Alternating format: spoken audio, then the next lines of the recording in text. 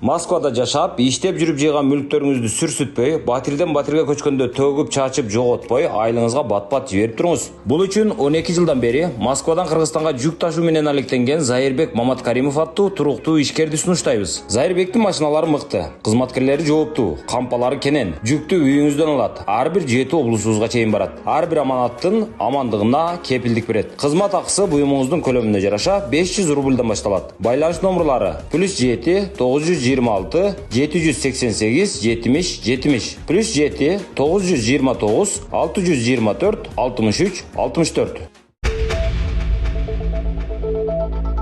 Унай экиге бөлүнүп, Нарынга бара жаткан жолдо өрөй учурган кырсык катталды. Бүгүн 26-июнга караган түнү Бишкек Нарын Тооругарт унаа жолунда өрөй учурган жол кырсыгы катталды. Соц тармактардагы баракчаларга тараган видеодо унаа экиге бөлүнүп калгандыгын байкоого болот. Кырсык Нарындагы Карачи айылында орун алды. Көбөлөр айдоочу мас абалында экендигин айтып жаткандыгын уга алабыз видеодон. Кырсыктын себептери жана канча жаран жабыркагандыгы боюнча азырынча расмий маалымат бериле элек. Булак Суперкежи. Президент мектептерде мобилдүү түзүлүштөрдү пайдаланууну жөнгө салуу боюнча мыйзамга кол койду. Бул тууралуу бүгүн 26-июнда президенттин маалымат кызматынан билдиришти. Мыйзам 30-апрелде жогорку кеңеш тарабынан кабыл алынган. Мыйзамдын максаты балдарды мобилдүү түзүлүштөрдүн тез таасиринен жана кибербуллинг тобокелдигинен коргоо болуп саналат. Мыйзамдын милдеттери болуп төмөнкүлөр эсептелет. Окуу процессинде мобилдүү түзүлүштөрдү пайдаланууну жөнгө салуу жана коопсуз, этикалуу билим берүү чөйрөсүн түзүү. Санариптик сабаттуулук жана мобилдүү түзүлүштөр менен маалыматтык технологияларды аң сезимдүүлүк менен пайдалануу жөнөмдөрүн окутуу. Жаңы көйгөйлөрдү жана технологияларды эске алуу менен коомду натыйжалуу өнүктүрүүгө жаш муунду даярдоо. Мыйзамда жалпы билим берүү уюмунда мобилдүү түзүлүштөрдү пайдаланууну жөнгө салуу принциптери, билим берүү процессинде мобилдүү түзүлүштөрдү пайдалануу саясаты, билим берүү чөйрөсүндө кибербуллингке жана жол берилгис контентке каршы күрөшүү боюнча чаралар, кибербуллинг жана жол берилгис контентти таратуу фактыларын кароо үчүн жалпы билим берүү уюмунун жетекчилигинен мугалимдерден, ата-энелерден турган курамында 5 адам болгон туруктуу комиссияны түзүү. Ошондой эле аталган комиссиянын укуктары каралган. Сонун жаңылык. Сиз билген жана иченген Умбем клиникасы эми сизге дагы да болсо жакыныраак болду. Анткени бизде жаңы филиал ачылды. Андыктан келип, өзүңүздүн жана жакындарыңыздын ден соолугуна кам көрүшүңүздү сунуштайбыз. Биздин жогорку даражадагы дарыгерлер төмөндөгү адистиктер боюнча кабыл алат. Стоматология, гинекология, терапия, лор, хирургия, педиатрия, урология, УЗИ жана башка адистиктер. Лабораториялык анализдин 5000ден ашуун түрү алынат.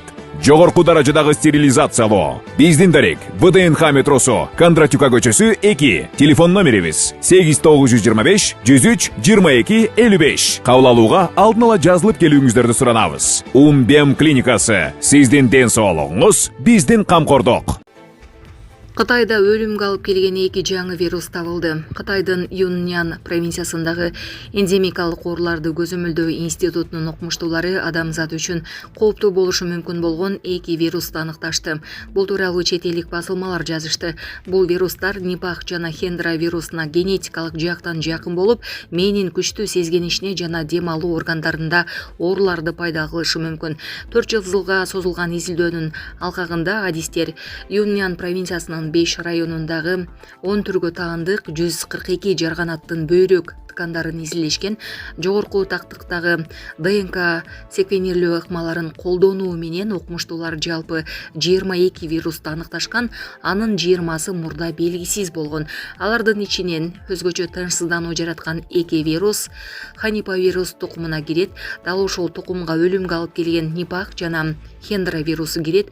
Бул жаңы вирустар жемиш менен азыктанган жарганаттардан табылган. Алар көбүнчө жемиш бакчаларына, адам жашаган жерлерге жакын аймактарда жашашат. Хенипавирус тукумундагы вирустар жарганаттардын заарасы аркылуу жугушу мүмкүн болгондуктан окумуштуулар вирус чуккан жемиштер аркылуу адамдарга өтүү коркунучу бар экенин эскертишет. Мындан тышкары окумуштуулар Клосella onensis жана 2 төрлүү бактерияны табышкан. Алардын бири мурда белгисиз болгон жана Flavobacterium unensis деп аталат. Изилдөөнүн авторлору бул иш биринчи жолу жарганаттардын бөйрөк тканында жаңы вирустардын толук геномдорун сүрөттөп бергенин белгилешет. Булак Супер Кежи. УКМК Ноокат райондук сотунун судьясына мыйзамсыз чечим үчүн кылмыш ишин козгоду. Ош облустунун Ноокат райондук сотунун судьясына мыйзамсыз чыгарган чечим үчүн 2 берене менен кылмыш иши козголду. Бул тууралуу бүгүн УКМКнын маалымат борбору билдирди. Судья Ноокатта 2,7 кг баңгизат менен кармалган шектөөнүн беренесин соттук чечим чыгарууда квалификациялаган айыпталуучуга сатуу максатында баңги каражаттарын мыйзамсыз даярдоо менен кылмыш иши козголду. Кийин сатуу максаты жок баңги каражаттарын мыйзамсыз даярдоо менен кайра өзгөртүлгөн. Кылмыш ишинде жетиштүү далилдерге карабастан судья атайлап сот актысын чыгарган жана соттолуучуга карата баш коргоо чарасын үй камагына өзгөртүү менен пробациялык көзөмөл колдонгон. Ошол эле учурда айыпталуучу жарандан качуу үчүн ыңгайлуу шарттардан пайдаланып мамлекеттик чек араны кесип өтүп белгисиз тарапка изин жашырып кеткен деп айтылат маалыматта. Бул фактыга таянып 13-июнда судьялар кеңеши райондук соттун судьясын жазага тартууга макулдук берген. Ага карата кызмат абалынан кыянаттык менен пайдалануу жана атайлап сот адилеттигине жатпаган чечим чыгаруу боюнча айып тагылып, тергөө мөөнөтү аяктаганга чейин үй камагына чыгарылды. Маалымат үчүн мыйзам боюнча 90 граммдан ашкан баңгизат өзгөчө ири өлчөмдө деп эсептелет. Булак Супер Кежи. Бишкекте интимдик кызмат көрсөтүүлөрдү уюштургандардын ири тобу кармалды. Улуттук коопсуздук мамлекеттик комитети интимдик кызмат көрсөтүүлөрдү жана сойкуканаларды уюштуруучулардын ири тобун колго түшүрдү. Бул тууралуу бүгүн аталган мекемеден билдиришти. Маалыматка ылайык 21-июнда козголгон кылмыш ишинин алкагында Бишкек шаарынын аймагында мурда аныкталган сауналарда, конок үйлөрүндө, жеке менчик батирлерде тергөө иш-чаралары жүргүзүлүп, анын натыйжасында 50дөн ашык кыздын интимдик кызмат көрсөткөндүгү аныкталган. Тергөө маалында кармалган кыздардын баары интимдик кызматтарды жана сойкуканаларды уюштургандарга карата көрсөтмөлөрдү беришкен. Натыйжада интимдик кызматтын жана сойкуканалардын уюштуруучулары кармалып, УКМКнын убактылуу кармоочу жайына киргизилди. Алар 1987-жылы туулган, социалдык тармактар аркылуу элиталык интимдик кызмат көрсөтүүлөрдүн уюштуруучусу жана 1975-жылы туулган Иньян Баны Двор Кристалл сауналардын Рандеву конок үйүнүн кожоюну. 1995-жылы туулган жаран Иньян саунасынын администратору. 1990-жылы туулган чет өлкөнүн жараны West House саунасынын администратору. Интимдик кызмат көрсөткөн кыздарга карата административдик айыптар салынып, Бишкек шаардык ички иштер башкармалыгынын каттоо тизмесине алынды. Ирандын жогорку лидери Тегеран Израилди жеңгенин жарыялады. Ирандын жогорку лидери Али Хаменеи Тегеран Израилди жеңгенин жарыялап, ирандыктарды куттуктады. Мен Израиль режимин жеңүүсү менен куттуктайм деп жазды ал X социалдык тармактагы баракчасына. Буга чейин миңдеген ирандыктар Тегеранда Иран менен Израилдин ортосунда түзүлгөн тынчтык келишимин жеңиш катары майрамдашкан.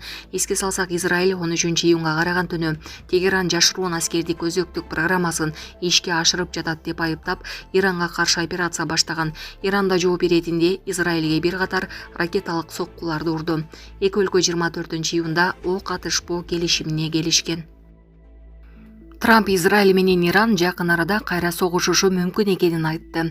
АКШ президенти Дональд Трамп Израиль менен Иран жакын арада жаңжалды кайра башташы мүмкүн экенин, бирок азыр эки өлкө тең уруштан чарчап, аскердик аракеттерди улантууну каалабай турушканын айтты. Бул тууралуу ал НАТОнун саммитинин жыйынтыгы боюнча Гаагадагы пресс-конференцияда билдиргенин чет элдик басылмалар жазышты. Экөө тең чарчады, алар абдан катуу, абдан ырайымсыз салгылашып, экөө тең үйлөрүнө кеткенине ыраазы болушту. Кайра башталышы мүмкүнбү?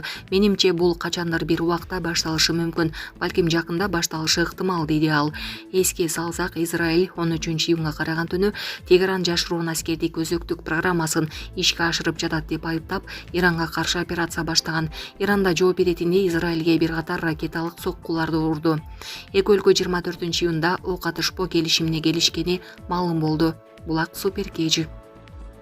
Иран Израилдин пайдасына тыңчылык кылган деп айыпталган 3 адамды өлүм жазасына тартты. 24-июнда Ирандын Урмия түрмөсүндө Израилдин пайдасына тыңчылык кылды деп айыпталган 3 адам өлүм жазасына тартылганын чет элдик басылмалар жазышууда. Иран бийлигинин маалыматы боюнча алар алкоголдук ичимдиктердин партиясын жамынып алып, өлкөгө террордук чабуулдар үчүн жабдууларды алып өтөөгө аракет кылышкан. Алар кармалып чет элдик өкмөт менен кызматташуу беренеси боюнча соттолгон. Мындан 22-июнда Иран Израилдин чалгындоо кызматына жашыруун маалыматтарды берген деп айыпталган адамды өлүм жазасына тартты.